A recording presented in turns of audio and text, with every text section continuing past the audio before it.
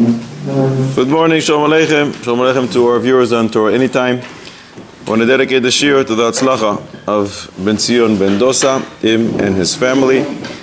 And as we've been doing for the last several weeks, for the Hatzlacha of our soldiers fighting. In Mitzvah Hashem, the hostages will be brought back, and the wounded will be healed. All of them with their families should only know Chaim, Simcha, and Shalom. In our Pasha we find the word Toldos. Toldos appears twice. First it appears about Yitzhak, then it appears about Yishmael. Ele Toldos Yishmael. Every time we see this word Toldos, it appears differently. Ele Toldos Yishmael, Taf, Lamed, Daled, Taf. Who's missing? Vav. There's no Vavs. It's completely Ksiv Chaser. No Vavs. We would write it Taf Vav, Lamed Daled, Vav Taf. But there's no Vavs around. The beginning of the Pasha, Ele Toldos Yitzchak, Taf Vav, Lamed Daled Taf. Vav, one Vav is there, but the other is not. Pasha's Taf Vav Lamed Daled Taf. The ending Vav is not there. The one at the beginning of the word is. When it comes to Esav, Pasha's Vayishlach, Ve'ele Toldos Esav, Taf, Lamed, Daled, Vav, Taf. Now Vav suddenly appears at the end of the word, but suddenly it became absent in the beginning of the word. What's going on? Such inconsistency. If you want to write Toldos with a Vav, so always write it with a Vav. If you don't want, take all the Vavs out. If you want to keep it in one way with one Vav, fine. But what's this inconsistency? So maybe, Yishmael, there's nothing good coming out of him. Just look around, listen to the news. Nothing good that comes out of Yishmael. He doesn't have a past, he doesn't have a future, and therefore it's devoid of Vavim, alluding to no past, no future. What do I mean? Rabbeinu Achida, in Choymas Anach, Parshas Toldos Oisei, writes a phenomenal thing, which was true back when he wrote it 200 and something years ago, but it's still true today. And the Chida writes that we don't see converts coming from Yishmael. Look around. Go to the Batei Din that deal with conversions. You don't find Muslim converts. 1 in a million. Christian converts, you see a lot, all the time. This is what the Chida writes was 200 years ago, and it's still relevant today. You do not see converts coming from Islam. Why is that? And the Chida writes an amazing thing. Where did Yishmael grow up? And in what womb did he spend some time?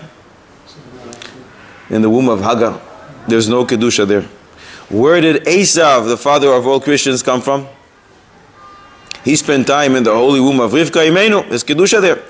So there's some attachment to Kedusha by him, and all you need to do is to ignite that spark that connects with Kedusha, and he's like, whoa, Kedusha. And he feels that magnet, that attraction towards Kedusha. But Ishmael doesn't have it. And therefore you do not have converts coming from Ishmael. Maybe that's why Yishmael, the word Toldos, is without the Vavs, because there is no past.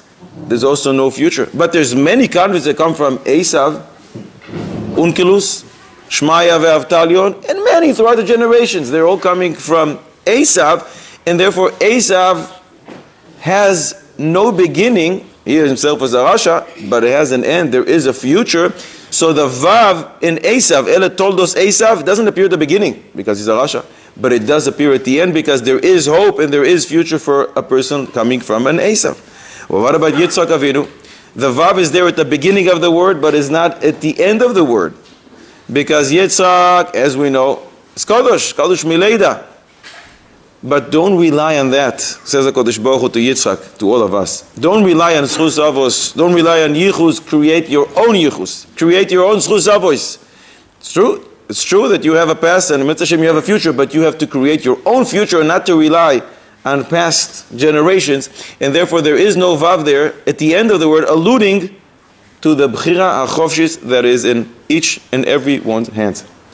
And therefore you find it's always missing something to tell us a hidden secret, but the only time we do find this word with the ksiv male, with two vavs. We find it twice in Torah. Perek Beis Pasuk Daled in Bereshis.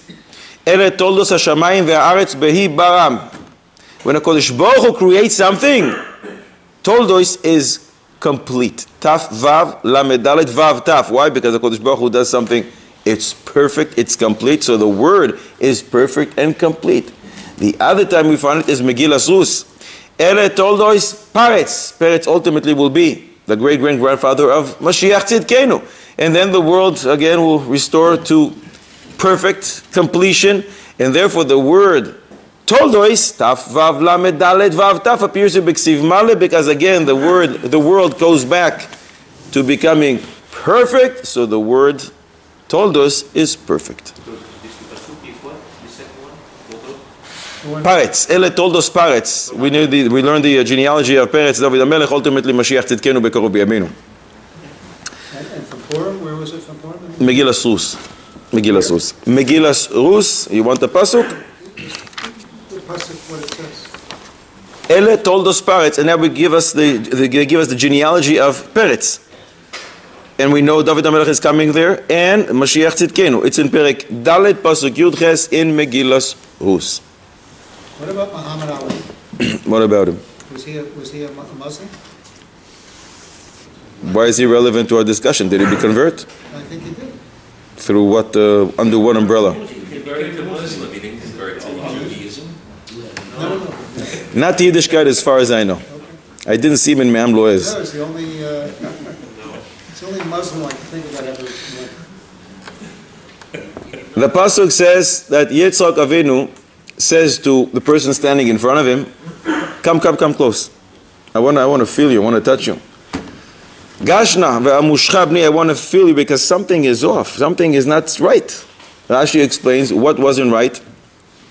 He keeps saying every 2 seconds, Baruch Hashem, Baruch Hashem, Baruch Hashem, Baruch Hashem. And Yitzchak says, that's off. En derech Esav liot Shem Shamayim shagur befiv. It's not the normal way that Esav speaks. He doesn't say Shem Hashem. The Ramban is bothered by this. He doesn't understand Rashi. Says the Ramban, Yitzchak thought Esav is a tzaddik.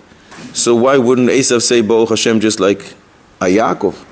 Why did he think he's a tzaddik if he doesn't say Shem Hashem? If he doesn't say Shem Hashem, obviously there's something very, very wrong. And therefore the Ramban says two perushim. His second perush, he says, I think it just has to do with the voice. It was different. He was expecting to hear Esav, but he hears a voice which is not exactly like Esav. He says, come a little closer. I want to make sure it's really you. Because he heard a voice not like Esav. Maybe he thought it's Yaakov, maybe it's someone else. It's not my regular Esav's voice. So Esav would also say Baruch Hashem. What's that? Esav would No, we're not talking about Baruch Hashem or not Baruch Hashem. We're talking about something which was off. But the Ramban says another perush. Look, you have to stretch your imagination to be Melamed Zchus. Yitzchak Avinu leads the way and tells us how. According to Rashi, that Yitzchak, if you heard that Esav is now saying Baruch Hashem, Baruch Hashem, Baruch Hashem, Baruch Hashem. Normally he doesn't, and Rashi brings it from the Medrash. It's not an invention of Rashi. So why is it that Yitzchak thought that Esav is such a tzaddik? Lemaise, he doesn't say Hashem's name ever. So why is he such a tzaddik? Tzaddikim usually say Baruch Hashem. Trumot and Masrot he asked about, no? No, but that he is tzaddik. But what happens to Hashem's name? If he's asking such shalas of Tumas or Maisos, how come he's not saying every so often, Baruch Hashem, Baruch Hashem, what happened? How are you doing? Good. That's good. Baruch Hashem. If Esav doesn't say Baruch Hashem, obviously there's something wrong. It was on complete basis. He wanted to be careful with the That's what the Ramban says. Says the Ramban, Yitzchak said to himself, my Esav, he's such a tzaddik. He says to Yerushalayim, he's afraid. Once, maybe in 20 years, he's going to forget that he goes in unclean places. He goes in the field. He's a hunter. He goes in different places which you need to say Shem Hashem with purity of heart, with Yiras Shamayim. You can't just say Baruch Hashem. Baruch Hashem. Baruch Hashem. You have to have kavanas. Maybe my son Esav is not a tzaddik. He's going to notice that he's doing other things and he does not have kavanah. So that's why he always doesn't say Shem Hashem, because Khalila maybe once he's going to say it without the proper kavanah. And that's why he doesn't say it again. That Yitzchak Avinu teaches us what it means to judge people favorably. The first, Lev Yitzchak Abaditchev is Yitzchak Avinu. I think similar is a Chassam Sofer.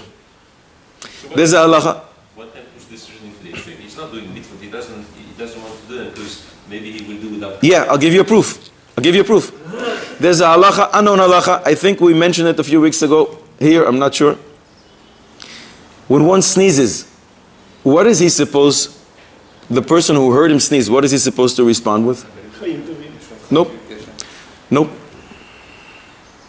If you hear me sneeze now, what are you supposed to say?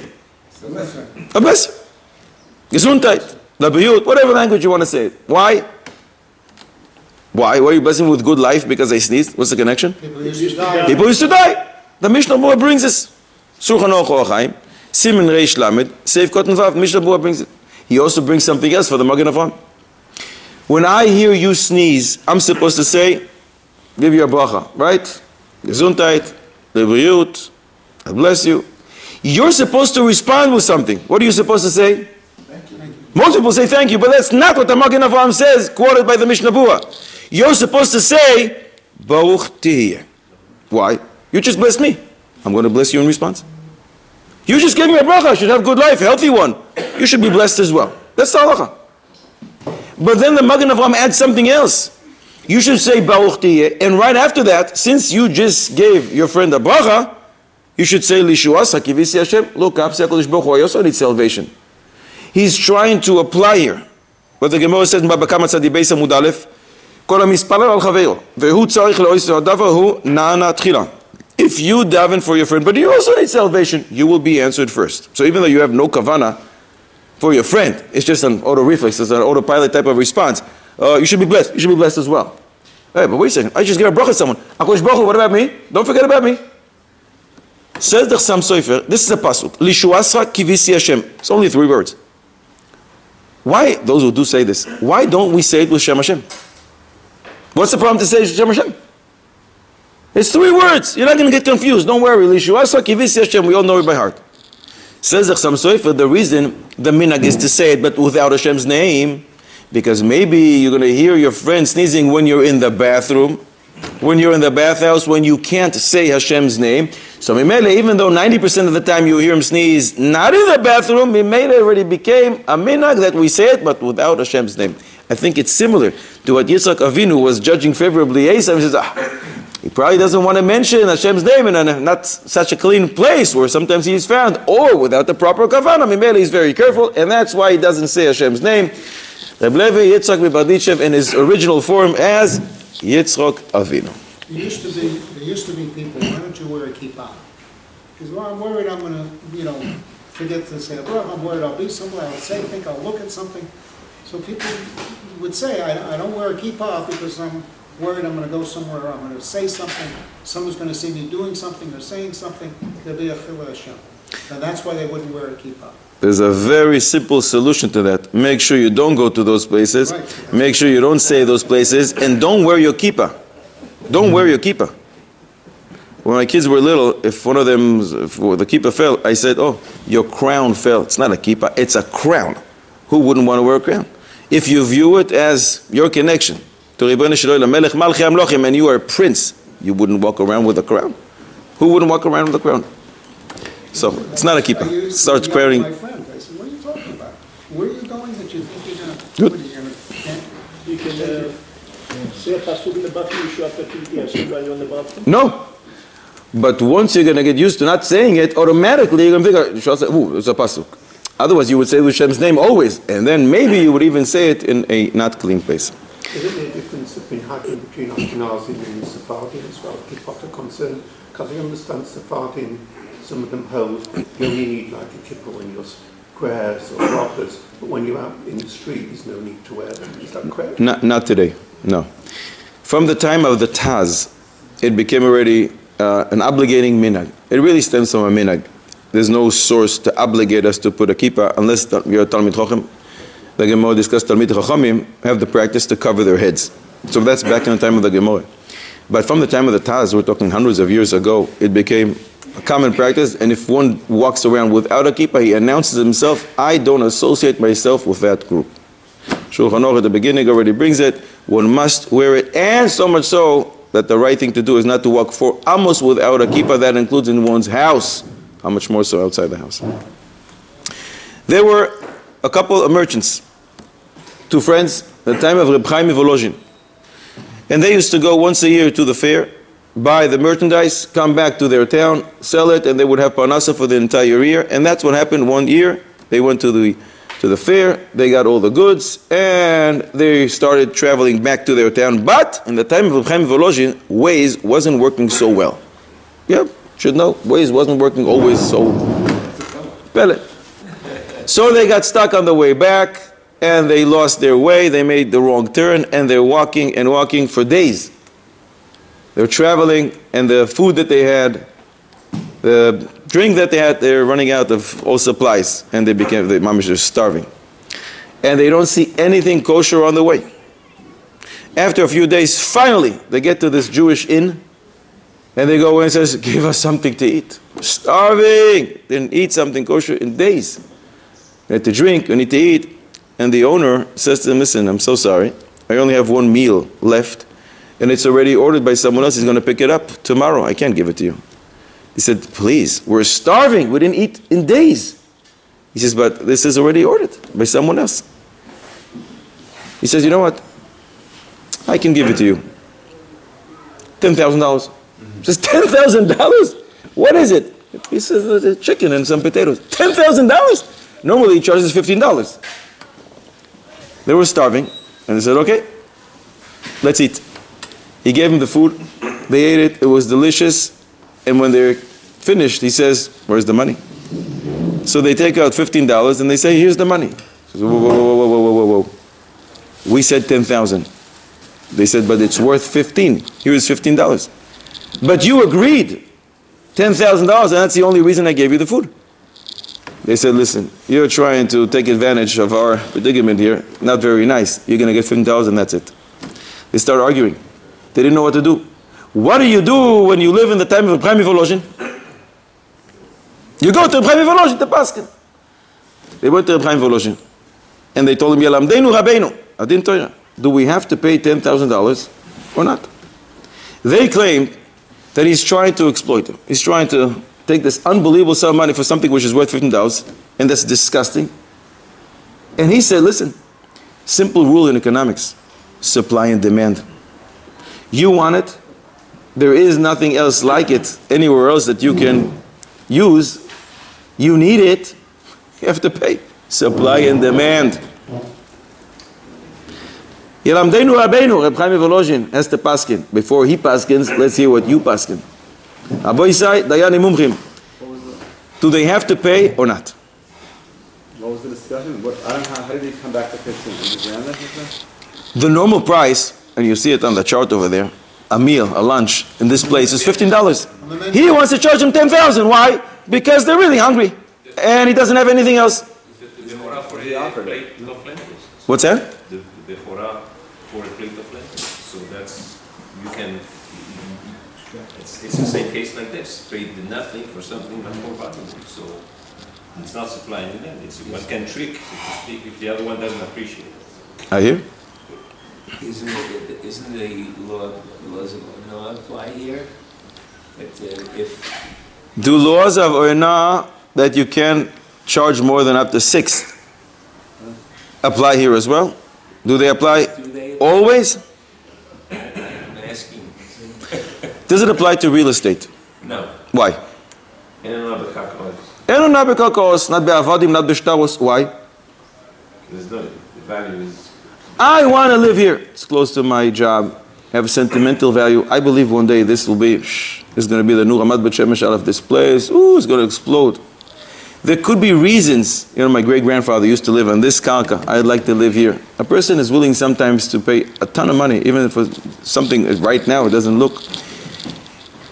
Says the merchant, says the owner, the inn's owner, you were walking now in, I don't know, in the desert. You're walking a few days without eating anything. You'd be willing to pay anything. This is the value. For you, this is the value. Maybe there's no now. And there's also nothing else like it in the market. When do we say now? When you can go to another store and get it for the real price. There is no real store, and I'm the only store. So I set my prices. You know, to bring it here, the insurance and the delivery, it's a big deal. It's expensive. Any other ayos?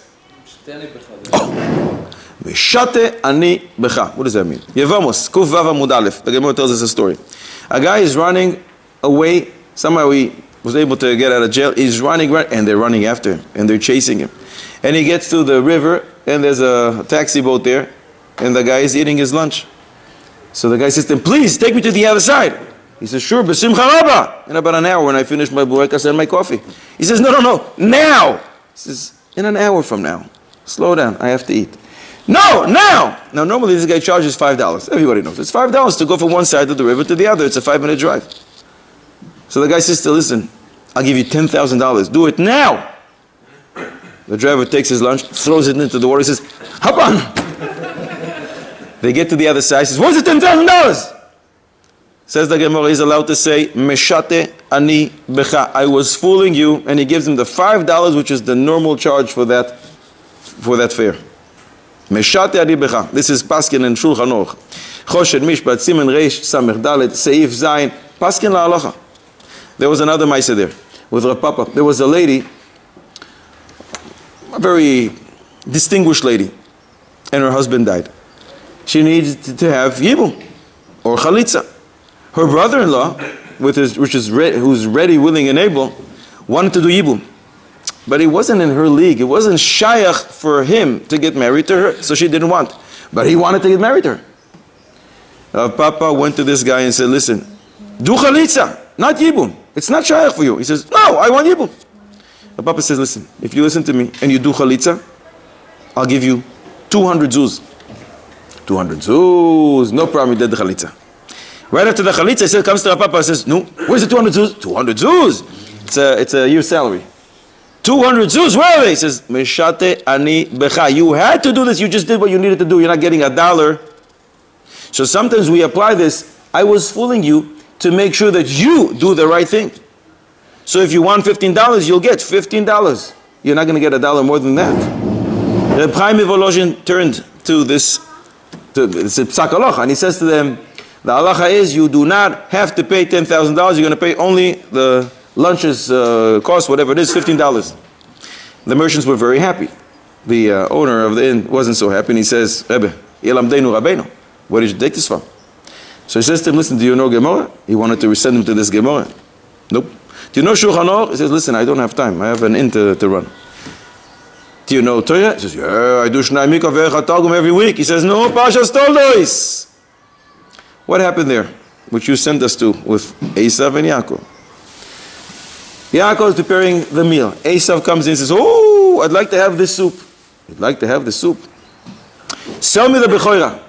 And he does. Why can't Esav wake up afterwards and say, Meshate ani becha? He can claim Mekach Tos. Cancel the whole deal. But suddenly, for some reason, the pasuk says, other than the soup that Esav wanted, Yaakov Avinu gave him lechem unezit adash. He gave him bread, and then he gave him the soup. Why'd you give him bread? Because he wanted to make sure. Esav came and said, listen, I'm about to die. I'm starving. I'm so tired. Give me now something to eat. Otherwise, I'm going to die. If you try to take advantage when a person is in that situation, then later he can say, Mekach Tos. I wouldn't buy it for that, for selling you the Bechoira Chas V'Sholom. So Yaakov Avinu ensured this is not going to happen. He gave him the bread. Eat, relax, calm down. How are you feeling now? You feel better now? Here, now take the soup. Once he gave him the soup, after he already ate the bread, Esav can't claim, whoa, Mekach Tos. You see that if he wouldn't give him the bread, Esav will be able to claim Mekach Tos. What you did, he says to this innkeeper, is you gave them without giving the bread first. You gave them the food when they really needed it, and you charge them for $10,000. They can now come and claim Mekach Tos. You see from this Maaseh of Esav and Yaakov that in this case you cannot charge this exorbitant amount, and therefore $15, and you're going to get $1 more. Let's move on a little now to Inyana de Yoima, wartime shalos and answers. We all see the unbelievable chesed that's going on. People go and give food and clothing to people who are uprooted from their homes from the south, to the soldiers. Unbelievable chesed. There was a girl, we're going to call her Rachel, who baked a cake for her father. She is calling it a kibud av cake. She knows her father likes a certain cake, chocolate cake, and she made him this beautiful cake. It's ready at 4 o'clock in the afternoon. Her father is coming back at 9 o'clock. And it just came out of the oven, and it looks fantastic. As soon as she takes it out of the oven, her brother comes into the house and says, wow, that's a gorgeous cake. Let me take it. No. This is daddy's cake. This is a kibud av cake. He says to her, no, I want to take it. Where are you going? He says, I'm going down south to deliver food for the soldiers. I have a lot of other food and clothing. I want to take this as well. This is going to gladden their heart. It's called a Gmilus Chesed cake. She says to him, this has a different name. Its name is kibud av cake. It belongs to a mitzvah kibud av. I designated it for that mitzvah. He says, what's the difference? This is a mitzvah and this is a mitzvah. Gmilus Chesed is not a mitzvah in your eyes. It's just a big mitzvah. But this already has a name of kibud av cake. Can't switch it to a different mitzvah if you want. Wait. Half an hour, I'll bake another cake. You'll take that one down south. He says to her, no. I'll take this one. I like it. Make daddy a different cake. What's the difference? He's going to get a cake. He's not going to be missing anything. What's the difference? She says, but it has a name already. As if a kedusha. If the cake falls down, you don't have to kiss it. If it goes bad, you don't have to put it in gniza. But it has some kind of a kedusha attached to it because I made it for daddy. It's a kibud av cake. Since they didn't know what to do, they asked me to come here to Me'am Lois to find out, can you switch the name of the cake? Can you switch something which has some kind of a mitzvah associated with it, a name of a mitzvah attached to it? I said, this is going to be for my father. Can you switch it to a different mitzvah or not? What's that? Mitzvah bizayon. You were supposed to be my kibud av item, and now I'm demoting you from that position. I'm saying, no longer. It's a bizayon. Maybe it gets some kind of a form of kedusha again, not kedusha for geniza purposes, but kedusha in that you are a cake of kibud av. How can I switch you now to a different type of mitzvah? Not that it's not a mitzvah, what you're doing. You're doing a big mitzvah. But who says I can? I don't know if it's correct with Meila, and we cannot use the korban for something else because it's significant for. Right? This is not the korban. It's not a korban, and can we learn to Meila to other areas in halacha? Meila has some unique character traits which we don't find in other areas of halacha. Would the father be upset? No, the father, it's not going to make a difference to the father because this is ready now at 4 p.m. He's only coming back at 9 p.m. We're not talking about a case that we're delaying the father who's waiting for the cake. When he's going to come back, he's going to have either this cake or a new one that she's going to make in half an hour. But I put on it the name, kibud av cake. I made it for kibud av. If say this person who's going down south has to leave now, right? Otherwise you won't be able to get there. So the mitzvah is talui alecha achshav. So something that's... First of all, who says I have to participate in your mitzvahs? We didn't have a contract. Go to the store and buy a new cake if you want. I don't have to participate. If I want to participate, tavo alaya bracha. But am I allowed to remove the name kibud av cake and put a different tag on it? This is a gmilus chesed cake. Who says I'm allowed to? The question is, who gives the names of cakes? I just did. When I was baking it, I was baking it with kavanos, with tikkunim, with yichudim. This is for the kibud av of my dear father. I love him dearly. HaKadosh Baruch Hu asked me, commanded me to honor him. Does it call that? Why not? I made it for a specific cause. Not sure if it's a muktzeh item now, uktzeh lemitzvah soy, but maybe we just started the month of Kislev. Kislev. Towards the end of the month, something happens, big thing. It's called Chanukah. Can't move the Chanukah yet for a different reason. Can't benefit from the light, but here I'm not benefiting from the cake. I'm just switching a name to a name. One mitzvah to another mitzvah. Is there any connection to Chanukah? Taf Reish Ayin Gimel or Isvav in the Shulchan Aruch. Mishnah Berurah there as well. The Sha'arei Tshuva and Orach Chaim Taf Reish Ayin Gimel Seif Cotton Aleph brings a machlokes Shvus Yankov and Chacham Tzvi. There's a person who always lights with olive oil. He wants to do it the best way possible. He always does. First, a second, third. On the fourth night, he didn't have oil, but he had wicks from he had candles, wax candles. So he takes the candles. You have to light. What can he do? And he takes the candles, and as he's about to put them in his menorah and to light, his friend runs over and says, I found olive oil for you. The most meshubach olive oil there is. Oh, yashikoyach, yashikoyach. He takes it, and now comes a Shvus Yankov and starts yelling at him. Don't take it. You, as if consecrated, you put the name Chanukah candles on the wax candles, even though they're not the same level as olive oil. It's the most mehuda way to light. It's mimicking what happened in Beis HaMikdash, but you already said these candles are going to be for the sake of the mitzvah. Machloikes, the Shvus Yaakov, the Chacham Tzvi, and many participate in this Machloikes. The Sdei Chemet talks about it. The O Sameach, the Meshech Chochma, the O Chashulchan there, Safrish Ein Gimel Seif Kotten Vav, and many others. Birkei Yosef. So the Maise, most Achronim say that if you just decided this will be for lighting, you can still take the olive oil and light with it. But if you put the candles in your menorah and you say Baruch Ata, even without saying Hashem's name, Baruch Ata, and now they brought you the oil, say to the oil, I'm sorry, we'll use it tomorrow, and stick with the wax candles. Why? Because you already said this is going to be for my Hanukkah candles.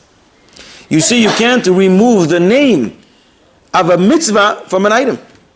And with such a thing as Ma'al Mikodesh, you will read Mikodesh. You Ma'al because there's a tremendous heater that's there. So the person came over there and say, it's a bizayon to the candles. Candles. When was the last time you saw candles being sad or being happy? An animate object. And yet, it's a bizayon to apply a name of a mitzvah to a candle, seemingly to our cake, and say, no, now I'm taking you, demoting you, I'm taking you off, you are no longer associated with this mitzvah. Even though it's a Hindu mitzvah, it's not a cake for a cake. I'm elevating Ma'alin B'Kodesh, but I said, Baruch Ata, I already said this is going to be for my candles. It's a bizayon. Another example. Shulchan Aruch Yoredea. Milchus Tzedakah. Siman Reish Nun Vav. Seif Koton. Seif Dalet in Shulchan Aruch. The Rema says, you took some money and you said, this is going to be for a poor person, for Mr. Kohen, for the Aniyim in this town. Says the Rema, you cannot change this money and now instead of Mr. Kohen to give it to Mr. Levi. Instead of giving it to the Aniyim in this town, give it to a different town. Even to change it to Talmud Torah.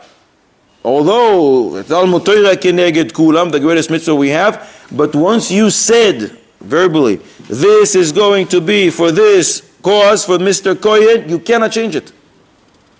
You see from here that when you designate something and you say you're going to be for a specific mitzvah, you can't change it. But I think these rayos are no good. Why? By the Hanukkah candles, you're telling the wax candles, sorry, there's somebody better than you. Go to the side. And what's going to happen with us? They tell you. And you said, nothing. You're going to sit there and look with envy at the olive oil which is going to be used for a mitzvah. You're demoting them and you don't give them a replacement, a tafkid. They're just rejected from the mitzvah. Same thing with a tzedakah. When you change what it was supposed to go to, the other guy, Mr. Kohen, the original poor guy, is not going to get anything. But here, nobody's going to miss anything. I'm going to give my father the cake and I'm going to give the soldiers down there another cake. Who told me this? Yaakov Avinu. Behind the scenes. How does Kenim ala Torah, that's a perush of Baalei HaTosfos, and they say, what exactly happened there when Esav came back home? Esav was exhausted and he looks at this soup and he says, wow, that's a hearty soup. I want the soup. And Yaakov Avinu says, no, that's a kibudav soup. Sorry, I'm not giving it to you. If you want, wait 5 minutes, I'll make you another bowl. And Esav says, look at the bowl and says, I want this bowl. And Yaakov Avinu says, you're not going to get this bowl, this is for daddy. This is a kibudav bowl of soup, I'll make you another one. Unless, if you're willing to sell me your bechoira, I can switch this mitzvah to a different mitzvah. What's the difference if I give this bowl of soup to daddy or if I give this bowl of soup to you and I get a mitzvah in return, I'm getting the bechoira? I'll be able to serve in Beis HaMikdash, me and my descendants forever and ever. That I'm willing to do. And if not, wait here, I'll make for you another bowl of soup. And Esav said to him, you know what? I don't really care about the bechoira and I want this spoon. This bowl looks amazing. I'll take this and you want the bechoira? Fine, I'll sell it to you. I think we can learn from Yaakov Avinu. His language is, liknot mitzvah, to buy a mitzvah, mutar liten ka'aras avi shehi shel mitzvah. I can give you the bowl of soup of my father, which is also a mitzvah. I can switch a mitzvah for a mitzvah. So even though it's before Matan Torah, I think Yaakov Avinu teaches us a concept here. If it's a mitzvah for a mitzvah, it's just switching, there is no problem. In our case, it shouldn't be a problem and she can give the cake to her brother. He's going to go down south, give it to the soldiers, and she's going to make another cake, give it to her father. Her father doesn't have to wait. We're switching a mitzvah for a mitzvah. Who's our teacher? Yaakov Avinu. Riddle for the week. Besuel was a Rasha Merusha. Everybody agrees? Rasha. Is there still Besuel Ha'arami in our midst? I'm not talking about a Rasha like Besuel. Hamisha Besuel. Besuel Ha'arami, who is really Haramai, same letters as Haramai, villain. Is there still a Besuel among us? Plenty. Not people who behave like a Besuel. That, no shortage. Okay. Not in Am Yisrael, of course. This one exactly? A Besuel Ha'arami. Bayas. Besuel Haramai. You familiar with one? No, I'm asking. I'm also asking. Where is the Besuel Haramai? Here in this room. In this Makom Kodosh. Don't look around looking for someone to point fingers to. Zoyar HaKodosh in Bereshis. Kuf Lamed Zayin, Pashas Toldot. Achidish. There's one bone in our body called the loose bone. Has another name? Naskoi. This bone is where Tchias HaMesim starts from. The Zohar HaKodesh calls it Besuel Haramai. Why? What's the connection that this bone, some say it's in the back, bottom of the spine, some say it's actually in the neck. Why is it going to be called Besuel Haramai? The Zohar explains. All the bones get their sustenance from wherever you eat throughout the week, except for this bone. It gets its sustenance from Melave Malka's meal, and therefore it wasn't affected like all the other bones that decay because of the sin of Adam Arishon on Friday. So as if it's fooling all the other bones, so it's called Besuel Haramai. So in each and every one of us, there is a little Besuel Haramai, not in our Chas v'Shalom or behavior, Chas v'Shalom, just according to the Zohar, this bone called Besuel Haramai. Who is mentioned in our Pasha? Told us. Served as a Kohen Gadol. I'm not talking about Avraham Avinu. I'm not talking about Yaakov Avinu. Someone else who served as a Kohen Gadol in Parshas Toldot. Can it be? Not everybody together? Can't hear when you're yelling at me? One by one. Aboisai, a Kohen Gadol in our Pasha? Not Avraham Avinu, not Yaakov Avinu. They were. They were. Avraham Avinu has a status of a Kohen Gadol. Yitzchok has a status of a Kohen Gadol, but there's someone else. A tremendous chiddush in Yerushalmi in Megillah Daf Yudalet Amud Aleph. Esav. Big Day HaChamudos. What is Big Day HaChamudos? HaChamudos says, the Yerushalmi, Shehaya Meshamesh Bekehuna Gedola. These are the special garments of the Kohen Gadol, because after all, Esav is a Bechor. That is what the Yerushalmi says. That is the answer to our question. And now, we go to another Shaila, Inyan Deyoima. You know, before the Israeli soldiers go in and conquer Gaza, they send flyers and they announce, get out, evacuate, we're coming. Whoever doesn't evacuate will assume he's a terrorist and we will kill him. So a lot of people flee from their homes. Some people can't because the Hamas doesn't let them. But people run away, in essence making their house hefker. They're running away. The Israeli army comes, conquers, and occupies these homes. The soldiers are asking, can we take everything that we see?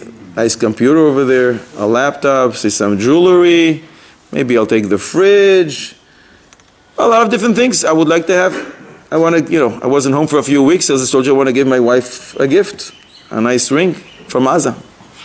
Can the soldiers take their belongings? Because once they left, in essence, the whole place is hefker. If it's hefker, whoever takes it. They're going to come back. What's that? They're going to come back. Yeah, so ultimately, they will come back, and Israeli army says to them, for the time being, you have to leave. When we will tell you when it's safe to come back, and then you can come back. But once they leave, they're saying, hefker. Aren't there misyaesh, big time, on all their belongings, on their homes and all belongings? Who knows if the house is even going to be standing there when they come back? They don't know. Many homes are not there anymore. Can the soldiers take whatever they feel like to themselves?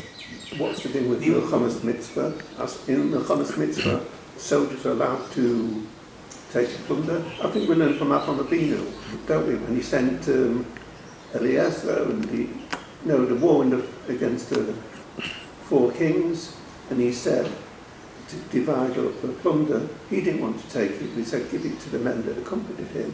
So from that maybe we can learn you are allowed to take it in Malak. Who gave him?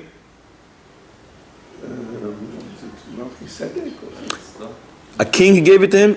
Yeah, the king, yeah. But we're asking, can I take it without getting it from a king? I want to go into the store and decide, since the owner ran away, this is mine. This is not like a war between 2 countries. This is a war between us and Hamas. So we're not fighting the civilian. But they're running away, making their house hefker. That's not their fault. They have Not to their run fault. away. Not their fault. But aren't they misyayish knowing the soldiers are going to come into their homes? And who knows if they'll ever be able to come back? It's taking advantage of this. Can I? No. This is wartime. In war, things are different. If it's a war between 2 countries, then it's a normal situation. You declared war on us as a country, right? Now if you fail, then you deserve the consequences. Here, it wasn't a war between 2 countries, it was a war between us and the Hamas.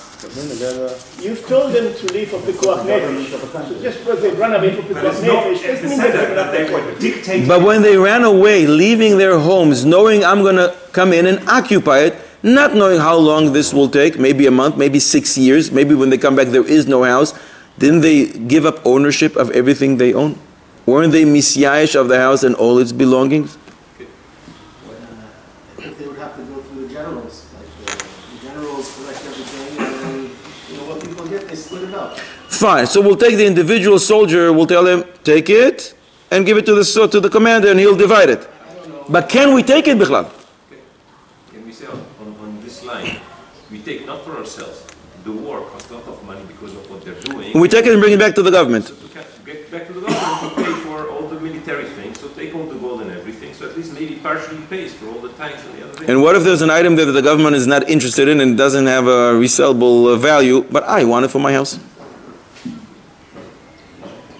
Can I take something which is not mine, but now maybe it is mine because it's hefker? I can be the new owner. How about the war with Midian when they brought back all what they took from there? Moshe Rabbeinu didn't tell them nothing but that. He told them. So that's similar to what he's saying. That's 2 countries fighting each other and I conquer and everything is mine. But this is not exactly the same. Ultimately, I told them, when it's safe, I'll tell you when you can come back. I don't know what they're coming back to. Don't know if there's going to be a house. But did they give up ownership and be misyayish from all their belongings when they ran away? No. You have a raya? It's monetary laws. You're to save your life. You got True. property, you got lots of property there, lots of things there. If I know my neighbor ran away to save his life to South Africa and he's not coming back, so I'll just keep looking at his belongings and never touch them? Didn't he make it hefker? When Lot left Sidon, we never saw that he went back to collect what he had in the house. He probably had a bunch of things. Maybe it was fighting. Let's look in Parshas Vayishlach, coming up in 2 weeks. The brothers go into Shechem. What do they do there? Kill everyone. What else? They take additional possessions. They take their possessions. Everything? Everything they felt like. The laptops, the computers, the cars, they took them all. Who gave them permission? Isn't that the same? You go in for a few minutes, you occupy the place. Of course, you put flyers ahead of time. You go in, you conquer, you take their possessions, and you come back. Isn't that the same case? Who gave them permission? Says the Or HaChaim HaKodesh, you know why they did it? The Pasuk gave them permission. Because the Pasuk says, you know why we're doing it? Asher timu esachoisam. They defiled their sister. Says the Or HaChaim HaKodesh, they did it because of Busha. They have to compensate Yaakov Avinu and his family. The Rambam says it's not just the father that gets the compensation, it's the whole family. And when it comes to Dinei Boshet, it has to do with the stature, the level of the person who is misbayish and the person who is mivayish. And you don't have anyone greater or more distinguished than Yaakov Avinu. And the language of the Or HaMakodesh is doesn't make a difference how much belongings they have. It's still not going to be half of the value that you really have to pay Yaakov Avinu for what you did. So they did it only because of boishes. Since in our case we don't have an element of boishes, it doesn't apply, and the soldiers will not be allowed to take anything. And like you said, they're only running away for their life. They're coming back. And lichoira, if we can be medayik from this Or HaMakodesh, it applies only when there's dinei boishes, compensation. Wasn't it dinei boishes what they did, like cutting off babies' heads and things like that? It was like the Jewish people did. That's to a specific family. That this soldier has no connection to that person. It's not shaykh dinei boishes. I mean, it's not one family. Nah. Can they take and compensate for the expenses of the war as a government thing or not? That will take from Hamas itself. I understand the top guys there have plenty that can supply us almost for the entire war. Financial burden of this cause. They're in Qatar. What's that? They're in Qatar. Don't worry, we're going to get there too. Since we're in war, there's a Baal Tshuva. There was a Baal Tshuva who invited his friends. His friends are still not in the Pasha. He invited them to have a nice evening, to talk to them a little, to give them chizuk, try and influence them. So the guys are sitting in the living room and he's in the kitchen and he served them some watermelon. Then he goes back to the kitchen to bring them more food, beverages. And he hears an argument.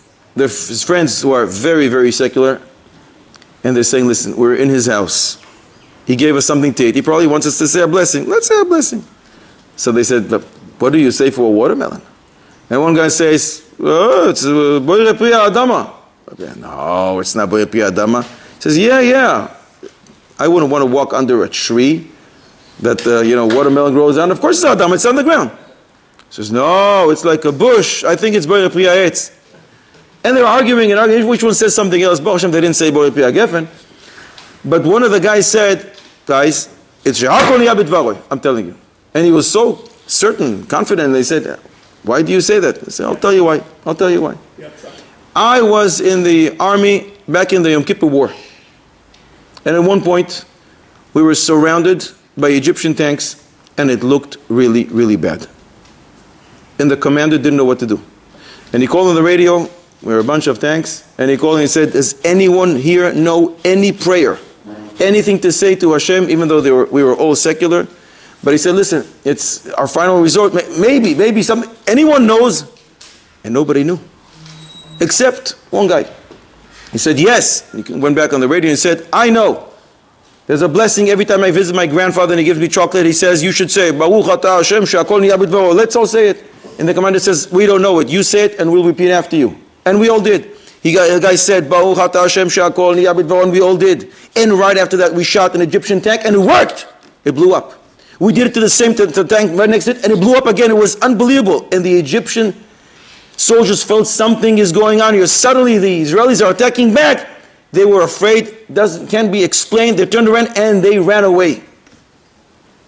So this guy says to all his friends, listen, if Shehakol Niyah B'Dvaro is so powerful, it works in an Egyptian tank, don't you think it can work for a little piece of a watermelon?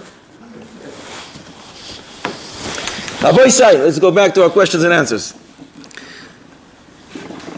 There's a guy who volunteers for Hatzalah. He does tremendous work. But last month, suddenly, he works for someone else. Every 5 minutes, he has to get out of his job and go because he volunteers. Every 5 minutes, there was an alarm, a siren. There was something going on. He got a call. Come, now! Every 5 minutes. So his boss says to him, listen, you are a tzaddik. But do me a favor, be a tzaddik on somebody else's account, not on mine. I want to fire you. I really think you're a tzaddik. You're doing an unbelievable thing for Klal Yisrael. But I don't have to suffer. I hired you, and I'm paying you to work for me.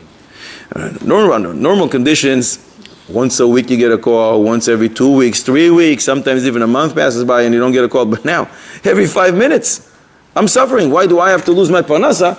Because you're a tzaddik. You should be a tzaddik on your own account and not on somebody else's account. I want to fire you. Can he fire him or not? Can the man make up the time, for example? What's that? If the man is away, it works out 3 calls a day. Each call takes 15 minutes. So he's away from his work 45 minutes. He's supposed to finish his job at 6. He'll stay on until 6:45 to make up his hours. Unfortunately, last month, even up to 2 weeks ago, 3 weeks ago, it wasn't 3 times 15 minutes. It was 5 minutes, every 5 minutes for 25 minutes. Every 5 minutes throughout the day. It was unbelievable what's going on there. He says, you're not working. Why am I paying you? And again, you're a tzaddik. I have no claim of what you're doing. You're doing great. But do it on somebody else's expense. The contract accepted that he was doing for Hatzala or not? Did I know when I hired you that every 5 minutes you're going to run away from the job? Every 5 minutes? Normal Hatzala people have a call once in, I don't know what the statistics is here, once in 2 weeks for 5 minutes. Fine, I can live with that. I also want to have a chilek in doing mitzvahs. But to what point? So he's breaking the contract of the employment. Who is breaking the contract? The Hatzala, because he's not working as Good. he was hired for working. So we want to fire him. Yeah. Anyone has a little more rachamim? A little? Just a little? Just a little, not more. Not a lot. He's doing his Hatzala thing. This is Hatzala. This is what Hatzala means. It's like this country. But did I hire you thinking that every 5 minutes, would I hire you if I knew every 5 minutes you're going to be away? Why am I paying? It's like miluim. It's like miluim. You hire in this country people, and they go. Every employee knows that there's such a thing called miluim, and once a year, a soldier will be taken for a few weeks. Okay, but now they're taken for 6 weeks, and they're not coming back, and we don't know when they're coming back. So the government Fired. so the government steps in, and the government pays the employer. And there's also such a thing the government introduces called chalat, chufsha lelo tashlum. You're free to go, but I can't pay you. But this is something the government imposes. This is a volunteer job. Hatzala is volunteer. He's a volunteer. He's a tzaddik. Nobody hired him to become part of Hatzala. He's a volunteer. You want to be a volunteer on your own time, not on mine. So don't hire him. Hire someone else. But I already did. But no, I'm saying you knew that he's part of Hatzala. Right. So you hired him on the impression, but you don't know when there's going to be so you can't tell him when there's going to be an emergency, when there's not. So you have to just accept the consequences because you hired him on that preface. You have a raya? You want a paskin? Din mamonos without a raya. That's a chiddush in itself. We see that Chazal made special takanos to help Klal Yisrael. Even though it's not the din, they changed the din. For example, are you allowed to work on Shabbos? To receive money for working on Shabbos? Nope. The midwife is allowed. Because if they're going to tell me, listen, you have to work, but you're not going to be rewarded, who's going to want to be a midwife? And we need midwives. Similarly, in Eruvin Daf Mem Daled Amud Beis we learn, Kol hayotzim lehatzil choizrim limkoima. The soldier is allowed to come back carrying his weapon at the end of the war. Carrying your weapon? Oh. That's why a doctor is allowed to come back after he goes and saves a life, because otherwise he'll say, what? I have to get stuck now in a different town? I'm not going next week. Next week, you know what I'm going to do? I'm going to sleep and I'm disconnecting my phone. Oh, I didn't hear the phone. Oh, I'm so sorry. Why would I want to be a doctor if I get stuck every Shabbos? Kol hayotzim lehatzil choizrim limkoima. They're allowed to come back. What's that? True. Maseret Sanhedrin Daf Ayin Daled Amud Aleph we learn. Reuven sees Shimon running after Levi to kill him. What's the name of Shimon? Roidef, the pursuer. Reuven runs after him, and on his way he jumped in somebody's car and broke the glass, and he did this, and he broke a few other things in somebody's fence, and Baruch Hashem, he was able to save Levi from Shimon the pursuer. Does he have to pay? Doesn't have to pay. But he's damaged, and Adamu ad le'olam. Why doesn't he have to pay? Chazal say, because next time, if we'll tell him, yes, you have to pay, he's going to say, well, I'm so sorry, I didn't see anything. Let somebody else be involved. Why do I have to pay? Why do I want to save people if afterwards they're going to charge me with the bill? So Chazal say, you know what? Save people, break things if you want on the way, and you don't have to pay. You could say, well, a doctor that unintentionally damaged his patient, he is patu, even though Adam muad le'olam, and he really should be paying. Chazal say you're exempt. Because if you're not going to tell him he's exempt, who's going to want to be a doctor? And that's a Shulchan Aruch Paskins L'Halacha. Yoredei Siman Shin Lamed Vav. All these laws like that in England, America wakens to a doctor for malpractice. It's not in accordance with halacha. Once you have today the insurance that every doctor takes, it's a different story. But when the doctor didn't have insurance in yesteryears, you can't charge him with what he did if he did it unintentionally. If he did it with intention, oh, he's going to pay. We're going to remove him from his position and he's going to have to pay. But if it's b'shoigeg, nobody's going to want to be a doctor. Mother, the ambulances, they charge, right? So some people say, I don't want to take the ambulance because it's going to charge me 800 shekels to use your ambulance. Right. So we spoke about it last week.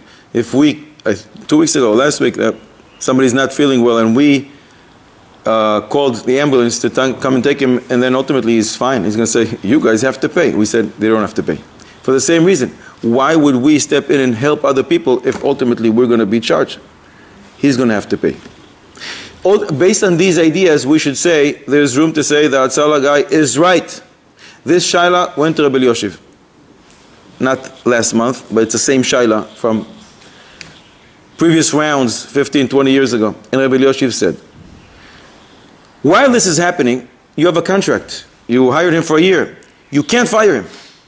Because just like he is helping, you have to be helping. It's just you don't know. You're not a trained professional. You're not a Hatzalah member. You don't know how to do it. But really, it's incumbent on all of us. All of us should be helping. Klal Yisrael. But once the contract is over, you don't have to rehire him.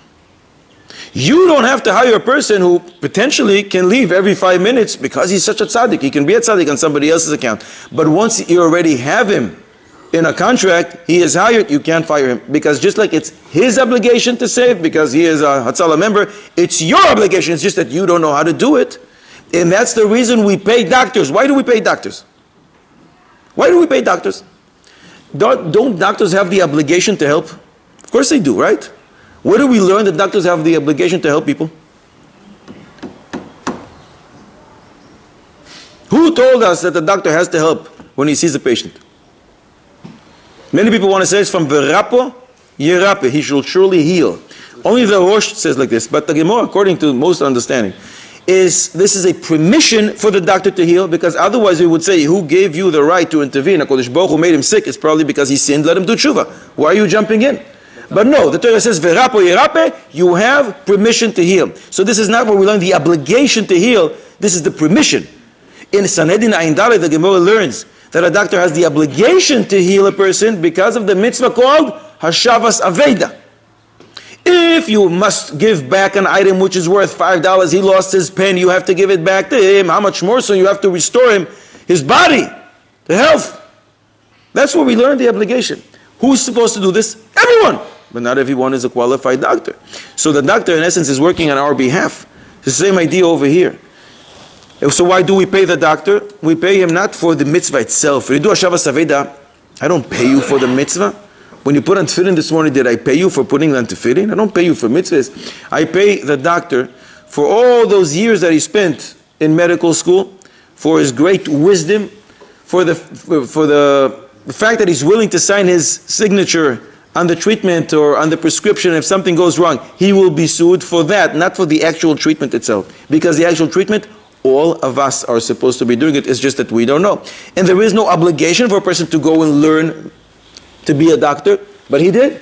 And therefore, since he is working on our behalf, this Hatzalah member, you can't fire him because you are supposed to be doing the same. But you don't have to rehire him when the contract is over. Most contracts don't have an expiration date. Many contracts do. You are here for a year, you are here for 3 years, you're here for up to 6 years. It's a halachic problem if you sign a contract for more than 6 years, by the way, according to more than 3 years. Usually if someone is fair the contract, then they can, If somebody breached the contract, yes, but he didn't breach a contract.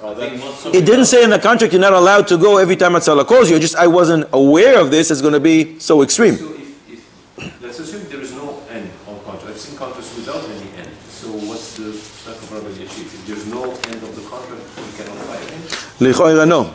Unless, if there's no contract, you can fire him just because there's no contract. No, but if there is one that doesn't have an expiration date... In case like this, we have to go to Beis Din and find out what the minhag ha-medina is. Hakol ke-minhag ha-medina. If the minhag is that I can fire you when I don't like you, because we don't have a contract, I don't want to hire you anymore, then I can. If the minhag is no, you have a sort of chazaka in your tafkid, so then I can't. A contract which is unlimited with time, not limited, right? What's that, I'm sorry? A contract which is not limited with time. Right, that's what he's asking. Hakol ke-minhag ha-medina. If the minhag is I'm allowed to fire you, because there's no limit, there's no contract. Same idea. Contract. Same idea. But if you have a contract without time, you have a different problem, a halachic problem. What's the problem? Because a yid cannot work for more than 6 years straight for the same employer under one contract. We learn it from Eved Ivri. Shulchan Aruch, Choshen Mishpat, Rema brings us. It's a problem. According to some, you can be hired in contract for more than 3 years. And every 3 years, you open up the contract and do it again. 6 years is the most. It depends for what job. It's a whole big to do. Maybe in Mitzvah Hashem one day we'll speak about it. Maybe Parshas Behar. When the contract expires, could the employer make a deny with him? Okay, I know you're in Hatzalah, but from now on, if you want to do the contract, I want you to turn off your visa for 3 days out of the 5 that you're working for. Only if Hatzalah agrees to that. That's right. If he goes to Hatzalah and he says, listen, I'm going to be available at these and these days, and that's his, I don't say contract, that's his agreement with Hatzalah, then it's fine. If not, when he volunteered for Hatzalah and he had a certain agreement with them, and he came to you saying, I volunteered for Hatzalah, and there was no limitations to that, you can't change it right now. Maybe he's the only guy in town. We need him, so he can't just turn off his radio. Abba Yisai, you ready for one more? Inyana de Yoima. A guy is standing in Kupat Cholim. He's sitting and waiting for the doctor. Other people there as well. Suddenly, somebody comes through the door and he looks suspicious. Something's sticking out of his shirt and it doesn't look good. I think it's a gun. I think it's a bomb. So the guy runs over to him, says, take off your jacket, take off your shirt. I want to see what you have there. I want to see what you have there. And he's nervous. The guy says, get out of here, Michigan. Get out of here. And there's another guy who comes and says, I don't like it. I don't like it. What do you have there? Take your shirt off. I want to see what you have there. And the guy says, you guys are crazy. Leave me alone. And he pushes them away. And the people are so nervous. And say, I want to see what you have under your shirt. And the guy says, you guys, you better leave me alone. You guys are crazy. And the first guy was so nervous, panicking. He punched him in the nose. The guy fell down. He ripped his shirt and it's a wallet. It's a wallet. The guy is so upset. Look what you did to me. You know it's a Giorgio Armani shirt? You know it's a $200 shirt? You have to pay me? By the way, you broke my nose. I'm not talking about that now, but let's talk about the shirt. Does he have to pay $200, whatever the value of the shirt is, to the guy that he ripped his shirt? Abu Yisai, Dayani Mumchim, what do you say? Surely if there's a panic, they think he's got a weapon. Okay, so they're not just joking, so he should really say it's not, it's a wallet, it's not a weapon. Exactly. So tomorrow, when I see you in the street, and I don't like what I see, take off your pants, I think you have a gun. You're going to have to take off your pants because I said so? Who am I? And I'm going to do this to you every single day. One day is going to be your pants, the following day is going to be your shirt, then your hat, then your glasses. I don't like the way you dress. You are scaring me. And the following, I'm going to do it to your neck, to the neighbor. Everybody, I'm going to come to the shul, I'm going to say to the rabbi, Rabbi, take your pants off. He has to listen to me. Who am I? Am I the guard here? I'm just the guy sitting waiting for the doctor. Could you imagine if we start telling people you have to take your clothes off? Why? Because I'm afraid. So take take a volume, take something and calm yourself down.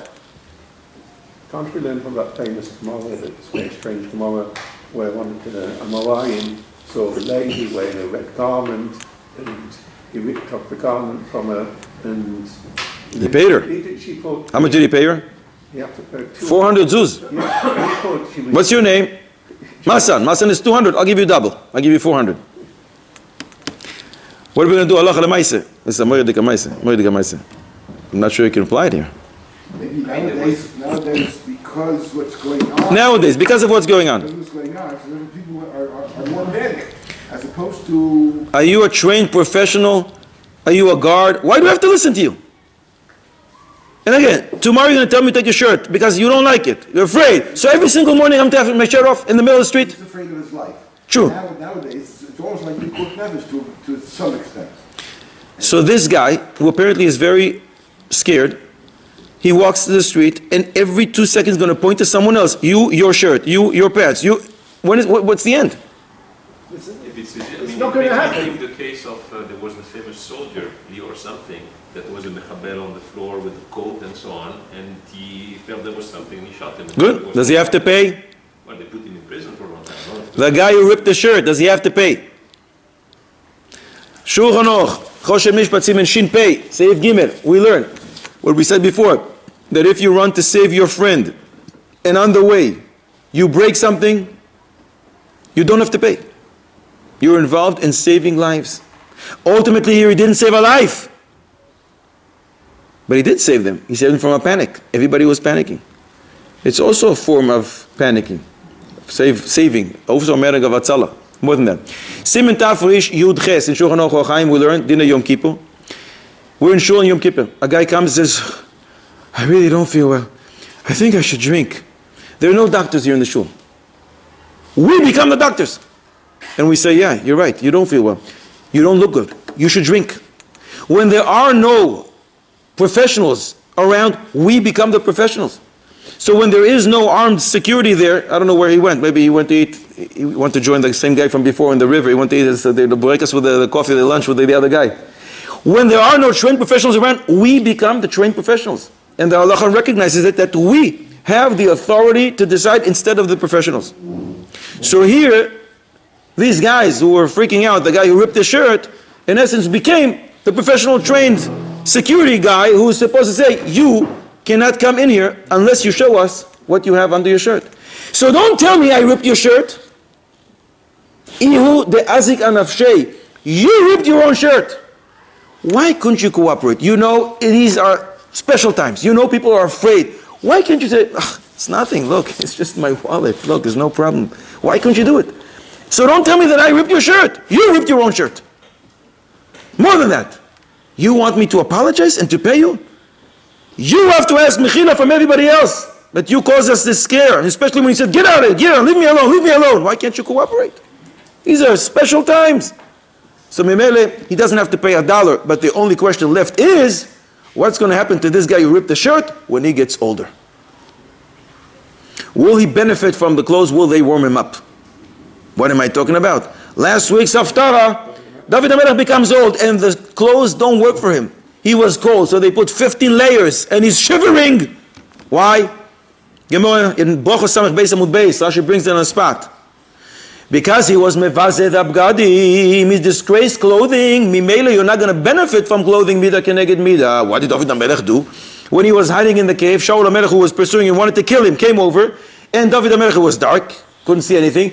He ripped a little piece of Shaul HaMelech's jacket, and when Shaul HaMelech left and he crossed over, David HaMelech came out of the cave and says, look, I could have killed you, and I didn't. So stop pursuing me, and he did. And it helped for 20 years. But ultimately, you ripped somebody's jacket. You're mevazeh abgadim. Mevazeh abgadim. Mevazeh abgadim pikuach nefesh hayla. Chazal say, you disgraced a garment, you're not going to be able to benefit from garments in the future. What about our guy? Will he benefit later on in life when he's cold and when he's old and cold? Will he benefit from the layers of clothing they're going to put on him? Why did David rip it? He wanted to show Shaul HaMelech, look, you could have killed me. I could have killed you, and I didn't. So stop pursuing me already. What's that? Here he's trying to say. It's a pikuach nefesh. I'm also trying to say pikuach nefesh. He wasn't mevazeh the shirt here. He was mekadesh the shirt. And the David HaMelech was mevazeh the shirt? It's pikuach nefesh. Why is it called bizui? What did David HaMelech do wrong? Comes Iyun Yaakov there in Brochos Samech Beis and writes a chiddush. David, you could have settled for 10 centimeters. Why did you rip 15 centimeters? Why the extra 5 centimeters? The Ben Ish Chai is a new amtzah. Ben Yehoyada. He writes, David, fine, you want to rip a piece of his jacket? It's a great idea.